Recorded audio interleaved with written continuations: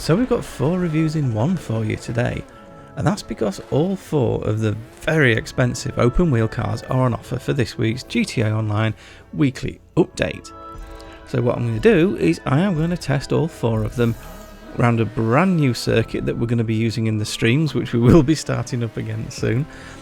This is one of Hippy's tracks, so Hippy over at Venice Motorsports put this together, and this is the Miami F1 circuit. So if anyone's enjoyed the race this weekend and you fancy having a go at the track in GTA, there is a link to this track in the description. You can bookmark that and knock yourselves out. It is a great track.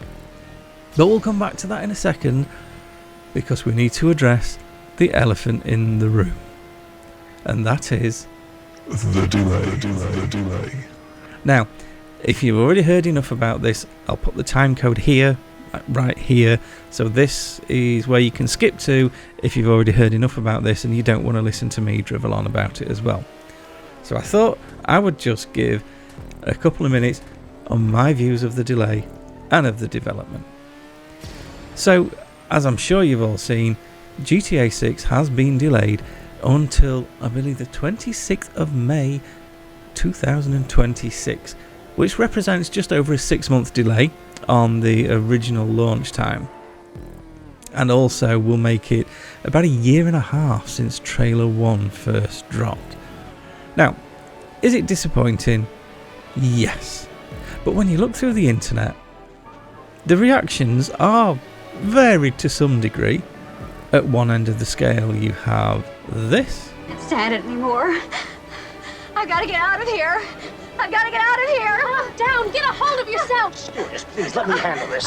I've got to get out. Calm down. Now get back to your seat. I'll take care of this. Calm down. Calm down. Get a hold of yourself. Doctor, you're one on the phone. Everything's going to be all right. Please. Sister, please, I'll handle this. I've got to get out of here. At the other end of the scale you have this. Folger. Fucking folger. And then in the middle there's quite a lot of this. Calm down.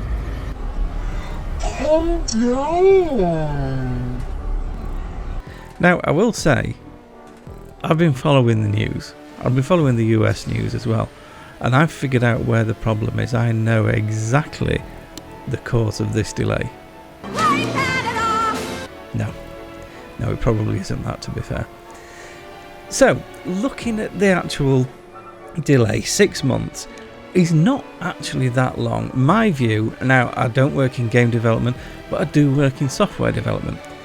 And whilst Rockstar undoubtedly have a significantly better team than we do, and a significantly larger team than we do, the principles of how most software is developed the principles are broadly the same.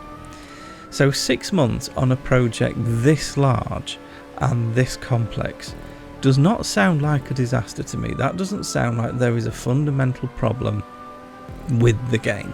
In fact, I'd go as far as to say that I think story mode is probably just about buttoned up and ready to go. I think the cause for this, unlike in the old days where you used to do all the development and then test at the end and hope it worked, these days you test a lot as you go through, but you still end up with a little bit of additional testing at the end. And the results of testing are quite easy to quantify because it's not huge features, it's usually a lot of bug fixing, and it's quite easy to put a timescale on fixing those. So I honestly think they've got through this final round of testing, and the list of bug fixes, probably for online, is just a little bit larger than they thought. And they've done the maths because they know how many developers they've got, and they know that they can't fit all of this development in within the time they've got available to launch. Now, Rockstar of old would have just turned around to the developers and said, yeah, well, we know there's 6 months of development, but sorry, you've got 2 months to finish it all. And I don't think anyone wants that. Yes, people want the game, but it is just a game. Do we really want another batch of developers being pushed to their limit just to get the game out for an arbitrary launch date? No.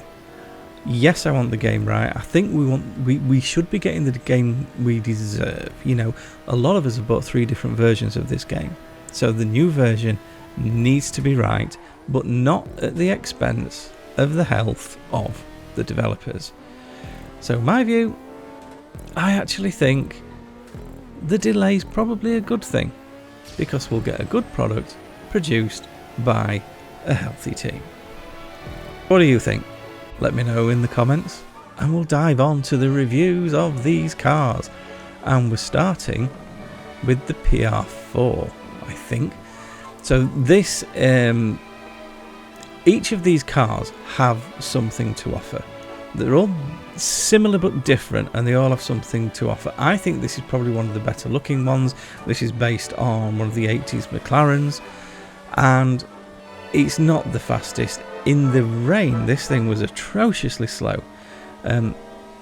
Its liveries aren't brilliant. This is the closest you can get to the McLaren livery. There is a decent Lotus one you can pop on there, but it's one of the slower ones. The handling isn't great. All in all, I'm really not impressed with this from the open wheelers at all, but it does look nice in the garage. So in terms of my priorities, I'm going to say this would be right at the bottom of the list of ones that you should buy. I mean, obviously I'm going to bought them all because I'm an idiot, but this one should be the lowest priority. But then the R88 arguably is even slower, but this is based on some of the more later 70s cars, and it just looks fabulous. And as I say, each of these cars has something to offer, and what this has, I think, is I'm going to say the best, but I think what I actually mean is the least annoying engine note of any of the F1 cars. Let's not forget, this game is at this point 13 years old, so all of these open wheelers, they sound like food blenders, to be fair, and this is the least blendery sound from all of them. It's also quite good fun to drive. I think the engine note helps that, but it's quite chuckable. Again, like the PR4, it's not that great to drive. It's not particularly fast. The handling is good on all of these cars, but these first two, if you're actually into racing, these first two are ones that are probably best to avoid, because they're just going to get annihilated by the next two in the list. But both of these are just incredibly pretty. Now moving on to my favourite, and that's the DR1. Now, I'm more of an F1 guy than an IndyCar guy, but the reason this is my favourite is you can do a really good McLaren livery. And if you didn't know, McLaren is and always has been my team. So the fact that I can have a car that looks quite a decent amount like a McLaren, that makes me happy. It's also good that it's quick, and it probably has the most sensible handling of all of them. It's really quick, it's very controllable, it's just a good all-round racer. If you like racing but your sort of skill level is somewhere near mine, i.e. quite low, this is going to be a really good one for you to go for, because it's very controllable and very, very fun. Certainly one of the better cars. It's not quite the quickest, but it's not a million miles behind, and depending on skill level, it might be that having a slightly easier car to drive is better for you than the slightly faster car, which is this, the BR8, which is actually apparently based more on the Red Bull than the Mercedes, but it does come with a decent Mercedes livery. Now, I'm not going to lie, this is the fastest by quite a margin. I thought the BR8 and the DR1 would be really, really close, especially around this track, but they really were not close at all. This thing wiped the floor with everything. So if it's pure speed you want, this was the fastest by a country mile. But it's not all good news, because this car has incredibly spiky handling. Yes, you get the speed, but you have to work for it, because it's very, very twitchy, really quite difficult to control. But once you master it, you can put some blistering laps in this. So all in all, I'd say this is the fastest, but my choice of the bunch, it's got to be the DR1 for that combination of looks and speed. And here is a combination of all of them. So I did 6 laps in each of them on the Miami circuit, and here I've posted the fastest lap for each of them, so you can see the order they came in.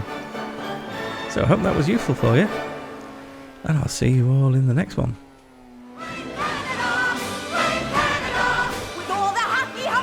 And that bitch Anne Marie too.